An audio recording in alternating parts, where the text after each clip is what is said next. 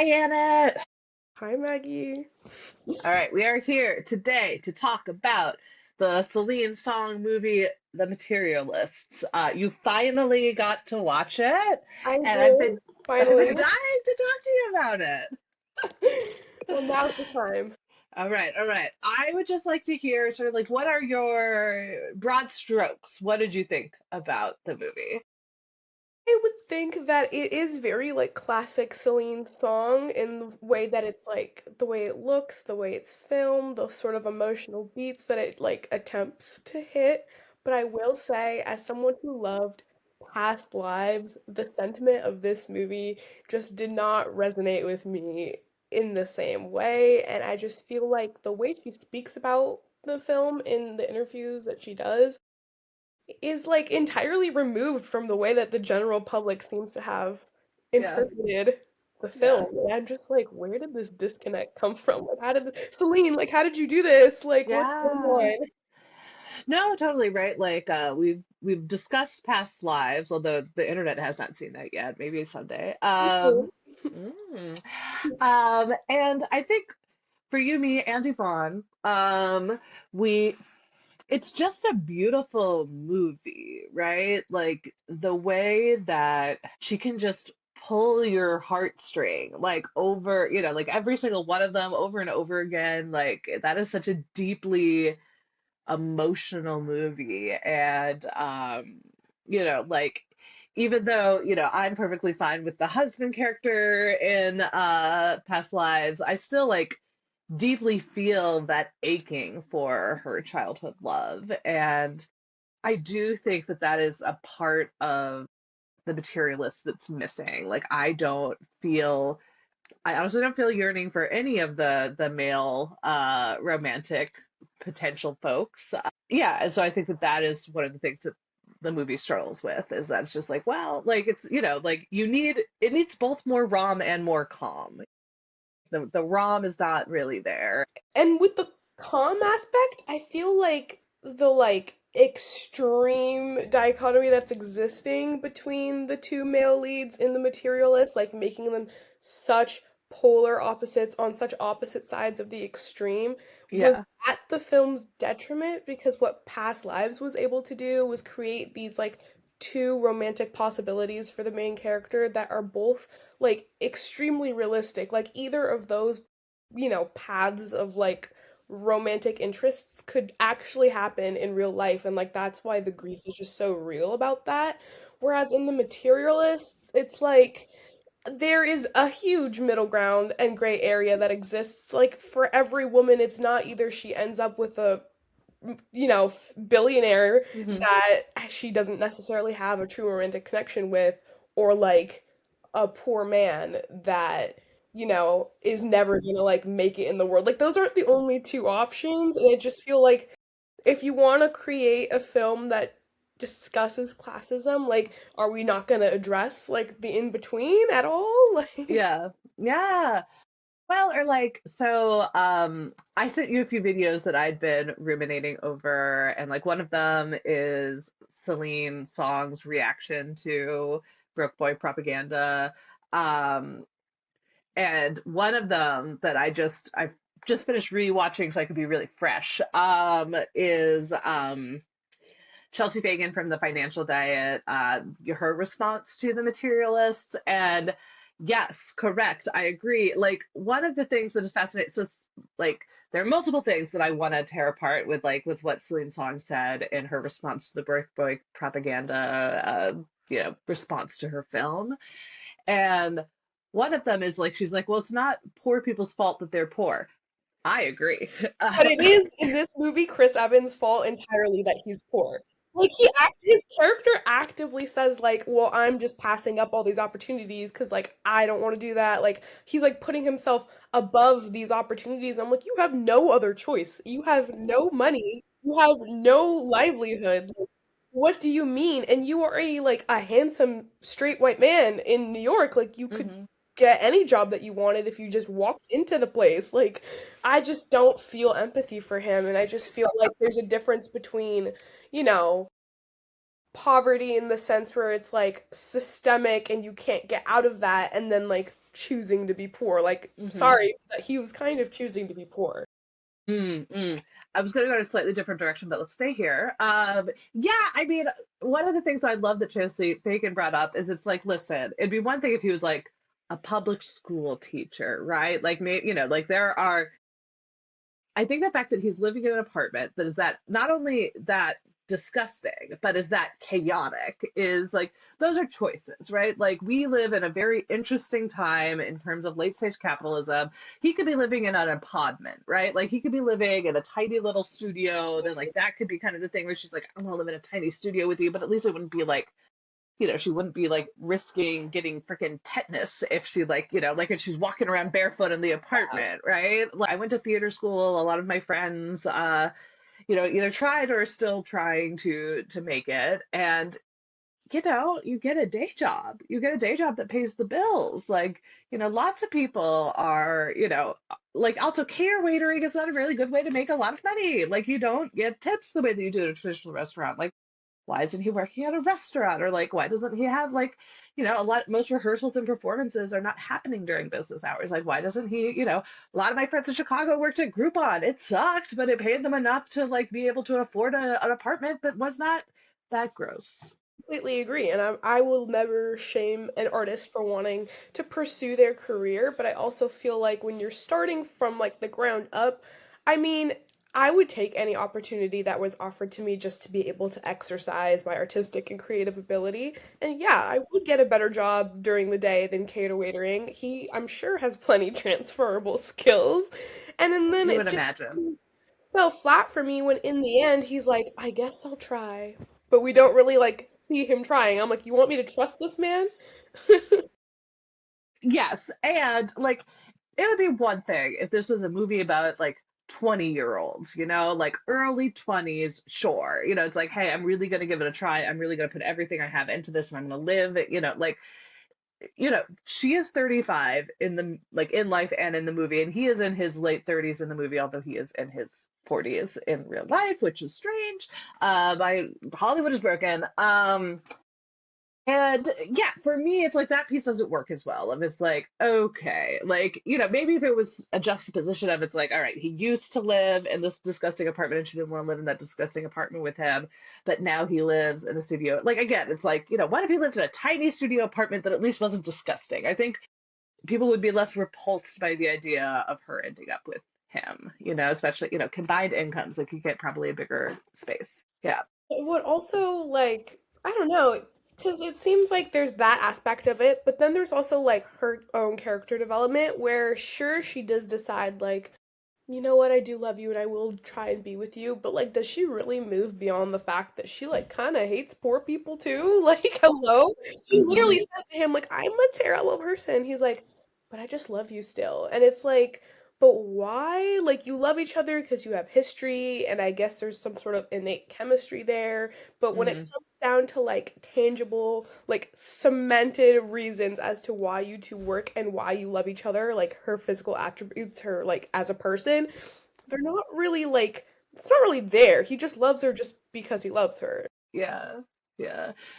No, I agree. And like, I think that's really like the crux of the issue is like the movie that Celine Song was trying to make and the movie that she made are just two different things. Like, I think what she was really trying to do is make a movie to talk about how, like, I think that it's very easy to make a list of the things that you want from a potential partner, right? Like, I think all of us at one time or another have been like, I want to date someone who, like, I don't know, who can write poetry and, like goes running every morning and is 5'11", like, and the reality is that if you meet someone who you really vibe with and you really have good chemistry with and you really just enjoy, like the list doesn't really matter, right? And I think that that's what she's trying to get at is that, in this stage of capitalism, it's really easy to, have this very specific idea of what kind of a partner you want in terms of finances. And it's also really easy to have, this time where we can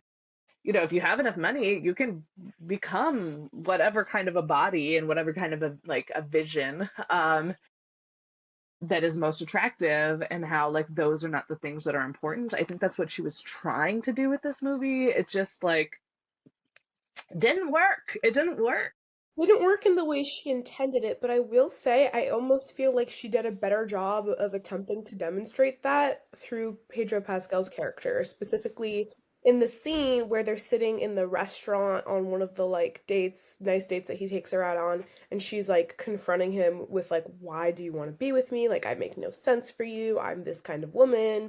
And these days go for, XYZ type of woman who's younger Hmm. and blah blah blah Hmm. blah. And that whole thing that kind of like comes to a head with that conversation after following the wedding from the beginning of the movie and introducing like her job, and then he kind of like pushes back against that and says like it doesn't matter about like financial differences or age or whatever. Like at the end of the day, I want to be with someone who has a worldview that like is interesting and it challenges me, like, you know in like a mental capacity, which I felt like everything he said to her, I don't have direct quotes, but everything he said to her in that scene, I felt was far more romantic than anything that Chris Evans' Hmm. character had said to her. I feel like he had, in that short time they were together, a better, more like fundamental understanding of her as a person and why he could love her as a person despite their social differences. And I just Yeah. feel like that kind Yeah. of demonstrated like the class like imbalance a lot better than her and Chris Evans' character did. Even Yeah. though the script just randomly was like, "But I don't love you, so this can't work." And I'm like, "Okay, we just wanted to like figure out a way to get these two to break up. It just didn't necessarily feel like Yes. real to Yes. me."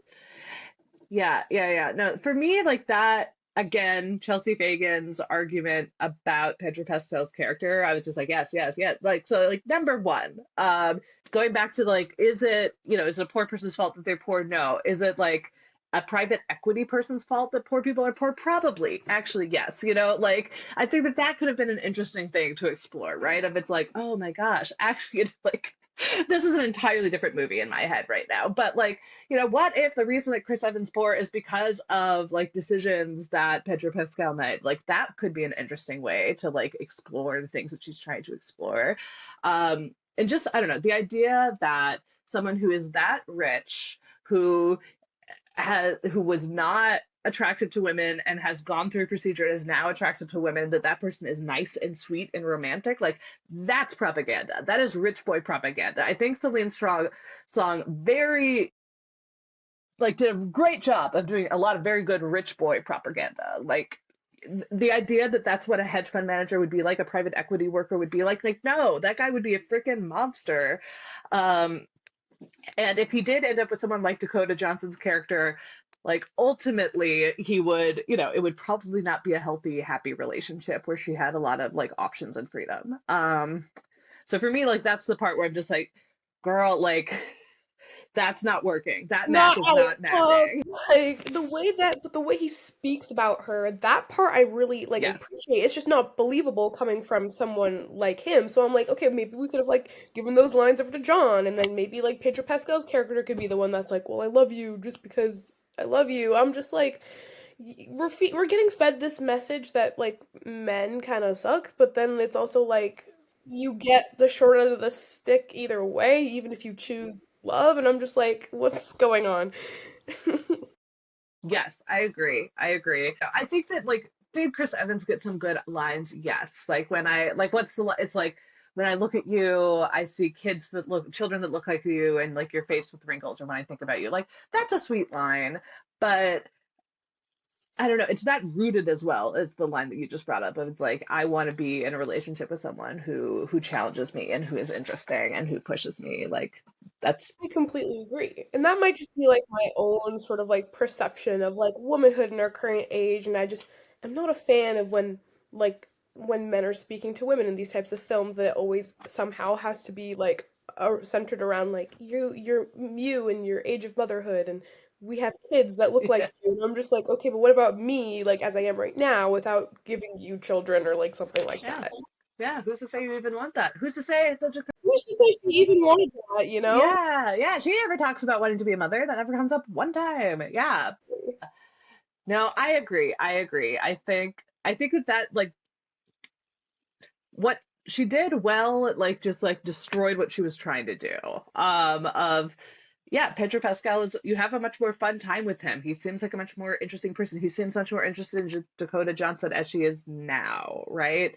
Um, and yeah, and like I think we're living in a very interesting time where, working sucks and you can work a lot and not really get that much back from your job. And so I understand the fantasy of being like, I want to find a rich man and I want to, like I want him to earn a lot of money and I want to be able to stay home and like like make my own day for myself. Like that, I get that. I understand how that is attractive. I think that this movie is that fantasy, right? And then like she spoon feeds you that fantasy of like, look, there's this beautiful, wonderful, very kind, like capitalist who like just wants you for you, and like, oh no, like like Yay. the reality is like for a lot of women who enter into a relationship where they're not gonna pursue their professional goals or they're not going to be part of the workforce, is that then if their husband winds up becoming like having a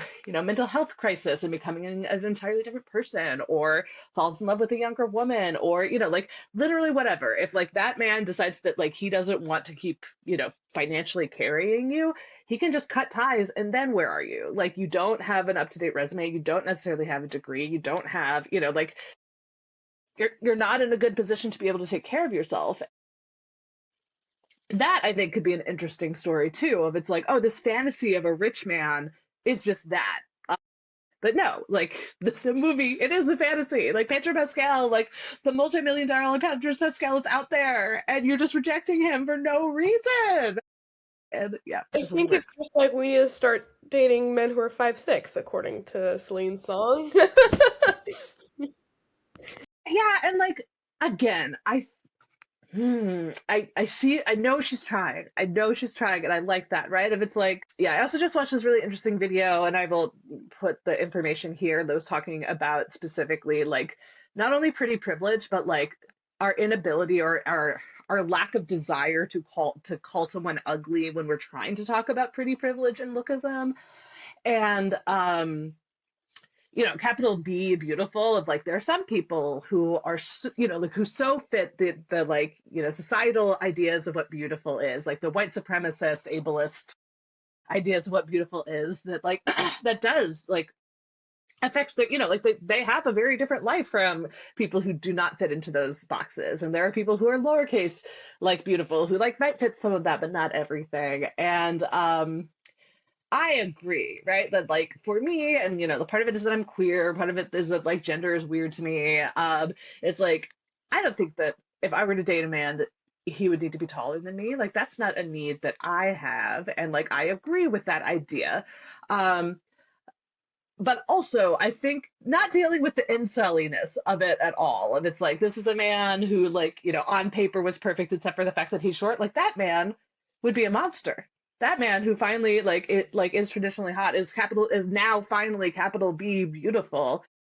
That man sounds dangerous. Like that resentful motherfucker. Like I don't think so. I don't think so. I don't think so at all. I really wanted to like the fact that Chris Evans was proposing to her with a flower. Like I liked that idea. It's like, okay, we Be so bad. It was like not even a Pandora ring, at least. Like you really have to like slum it as hard as you possibly could. Like, yeah, uh, yeah. No, and like it is her trying to go back to this idea of it's like all you need is love, right? You don't need to have material wealth to fall in love, and you don't need to be rich to be worthy of love. And I agree with that. I wholeheartedly agree with that. I agree that I think that the ways in which we look at potential romantic mates in terms of like very specific, like what is beautiful and what is not beautiful, and do they make enough money, are they rich enough, like yes, I do think that both of those things are problematic. And if Chris Evans had been a really romantic interest, like if we had really felt for him the way that we had felt for the childhood love in past lives, it would be a different, like we would all be like, yeah, I love that flower. But it just like he was not as beautiful a character as Celine, I think, thinks that he is. completely agree. And I feel like there's something happening in this movie where like creativity seems to somehow be linked to money, where like unless Mm. have all this access and all this money that you can't somehow put in this effort and this creativity to create a gesture that is, Hmm. just as romantic. And I feel like that's not true at all. You can, be extremely clever and you can make something or you can provide something that Yeah, is incredibly like a romantic gesture without having access to money. And I just feel like Chris Evans' character never gave that. I mean, we never didn't did it. really even see him work that hard. Like, No. I feel like we just needed more from him in that way. Yeah, yeah, like if he has all of this time and freedom, like why wasn't he scouring like secondhand shops in New York to find like a beautiful vintage ring? Typically, if you don't have money, a lot of times if you have the time, you can actually like create something that is really beautiful and meaningful. Yeah, one other point that I just wanted to briefly talk about is one of my friends. Let's see if she texted me the question that I asked her. Yes. All right. So there's an academic named Dr.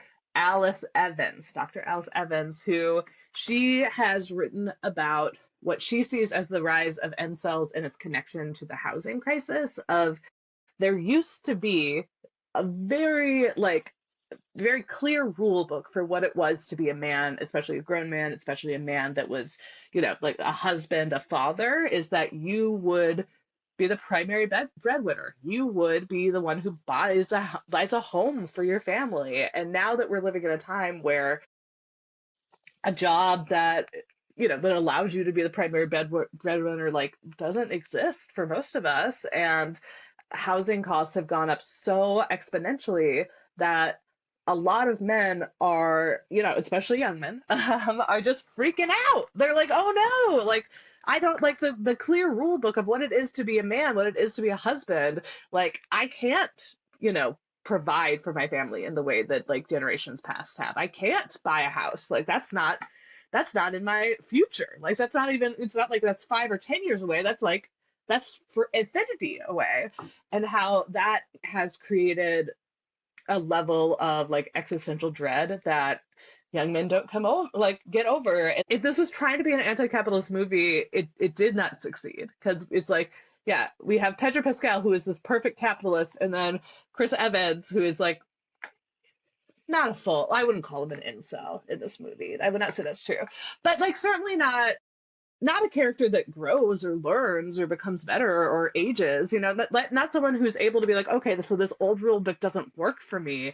How are the new ways that I can be, like how can I be a man? How can I be a partner in this time of late capitalism? And he will talk to her on the phone, which is, honestly good. Like, someone who's willing to listen to you when you're dealing with some hard stuff. Like, sadly, that it does not happen enough with men, but like, it's not enough, like it doesn't leave you satisfied. Definitely do appreciate the fact that they didn't take a full like incel route with his character and make him this like, well, I'm at the lowest point of my life, so I hate women type of thing. But at the same time, I would also sort of be interested to see that from Celine Song in maybe a different film where she Mm, addresses what it's like to be a woman in a relationship with a man grappling with shifting, notions of masculinity and our current economic state, because that's something that is extremely real, where I've even yes. experienced it a lot in my personal relationships, where like money becomes a point of contention with me and whatever the person is that I'm seeing. And instead of it being like, well, I can't provide for you in the way that like society is telling me to, and I don't see myself buying a house, it kind of somehow has always shifted to, you have run me broke, you are the reason I have no money. And I'm just like, well, I actually never asked for any of this. And Yeah.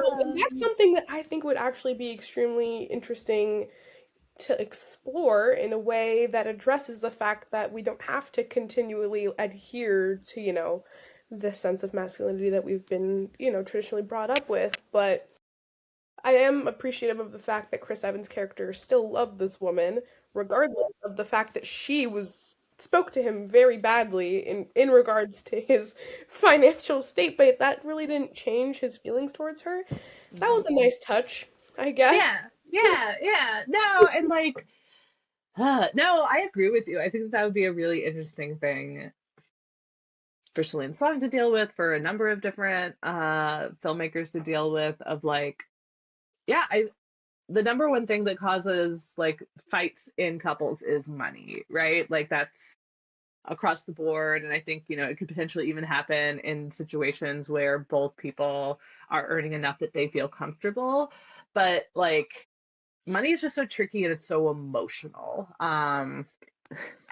Especially when we're dealing with fragile masculinity, right? Of it's like it is so easy for a man to feel less than, like if they have a medical condition that affects their like reproductive system, and like, oh my God, and like like that doesn't matter to me. I don't think it matters to a lot of AFAB people, a lot of people that they would want to date. But like also, yeah, with money or with height, they have really been able to deal with that part of materialism. It's not just how we measure each other, it's how we measure ourselves, and how that can create a level of resentment, that can create a level of hostility that is not earned by the person you're throwing it at. Um, I think that could be very interesting. I think it would be great for a lot of young, especially men, to be able to see, like, okay, it's kind of normal to feel this level of frustration that you can't, hit like hit these notches that you're told you're supposed to hit, and like, what do you do? Like like how do you find love, and how do you also find love for yourself, when you don't feel like you're able to measure up to what a man is supposed to be? Completely agree. And that reminds me of some comments that I saw of people saying Chris Evans' character had no self-respect. It's true. Which is kind of funny. I feel like most people, not even men, just any person in general, if they got into a fight in the middle of the street where the person they're with is like, I Yeah. hate you because you're broke, I probably would also not want to speak to them ever again. But Yeah.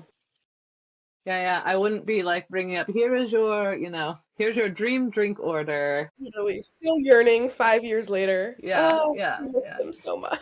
I know. Well, especially because like that's the only flashback scene we get. It's just like, well, like why? Like why do they still both feel this level of pull towards Yeah, each like other? what made their relationship good?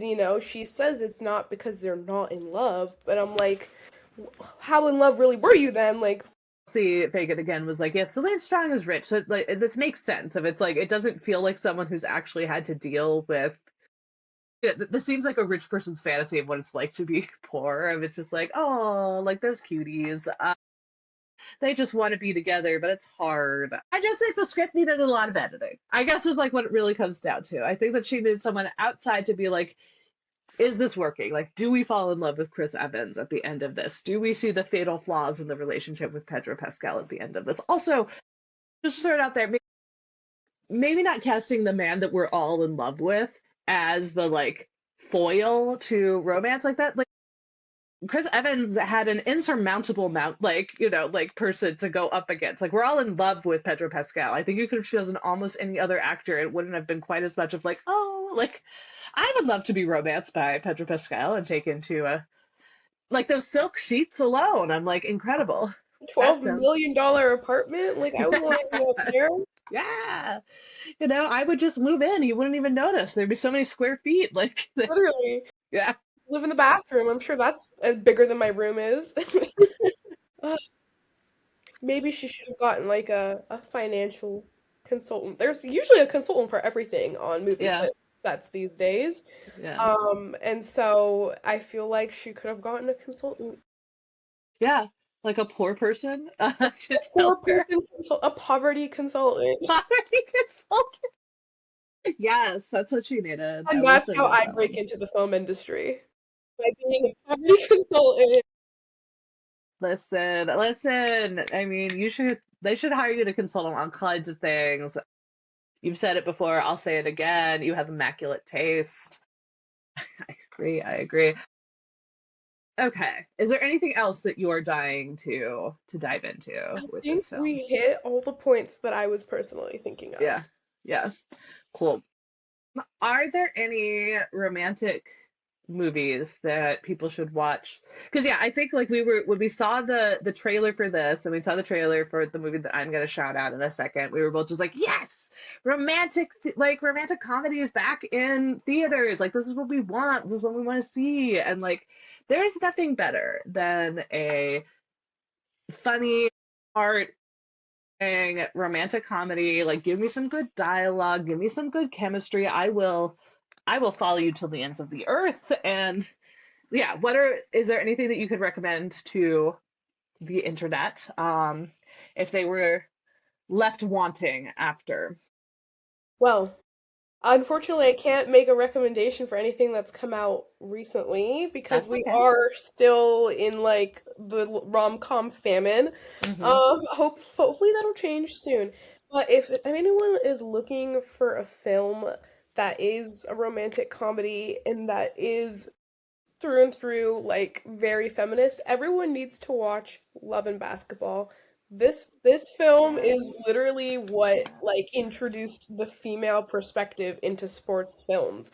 And it's just so romantic. Like the whole concept of like using basketball as like a way to like fight for love and like the one-on-one games that Yeah. she has with her romantic interest to like win his affection. That movie just that's Yeah. what I love that movie. And talk about a movie that is a really good model for men to think about like themselves, masculinity, and like who they want to be as partners. Ooh, ooh, what a Yes, good. him being able to like see his father and his parents' relationship and kind of grapple with that and change and change his perspective and how he wants to be with his future relationship. And I love Yeah, how that film also demonstrates what it's like to be a woman in a heterosexual relationship while not necessarily being a traditional form of like femininity, especially like what it yeah, takes to be considered feminine in a black community and like yeah. the masculinization that happens around black women. I just think that this film was great. I love it. No, it's a nearly perfect movie. Very good recommendation. Yeah, I mean, I think for the most part, if you want to watch a good rom-com, you need to you need to just like go into the backlogs of what Hollywood has put out. And on that note, a French movie that came out very recently that I thought was quite fun, had the rom, had the com, uh, like left me excited, like gave me the good yearning was Jane Austen Wrecked My Life. It is, Watch that. I remember us seeing the trailer for yeah, that we were like, together. yes, rom-coms. So basically, the premise is a girl who loves, or she is a woman who loves Jane Austen and who loves that kind of romance and like wants to write her own book, but never really gets it together. Her best friend, who potentially she might fall in love with, enters her into the Jane Austen writer's residency, and she gets in. And then when she gets there, she gets picked up by Jane Austen's great great grand nephew, and he is insufferable and very annoying and very British. And I imagine you could see where this story is going. I'm watching this afternoon when I come Right. back home. I'm watching it this afternoon. Do it. Yeah, yeah. It's a little bit in English. It's largely in French. It's kind of fun to have like this British man also be able to speak French. I took 3 years of French in high school. Incredible. Incredible. What a dreamboat.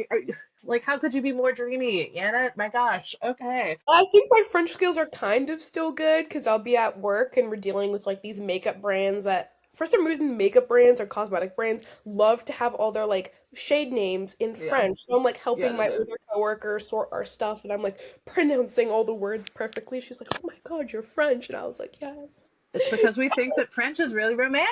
It So, is romantic. It's a yeah. beautiful language. What can we say? Yeah, yeah, yeah. So Jane Austen Wrecked My Life is a contemporary one that I really liked, and notably, it is from France. So Hollywood, like, listen, while The Materialist was not a perfect movie, it certainly I think did pretty well at the box offices, and we were all talking about it, and still are talking about it. So keep making rom-coms. Like, don't give up.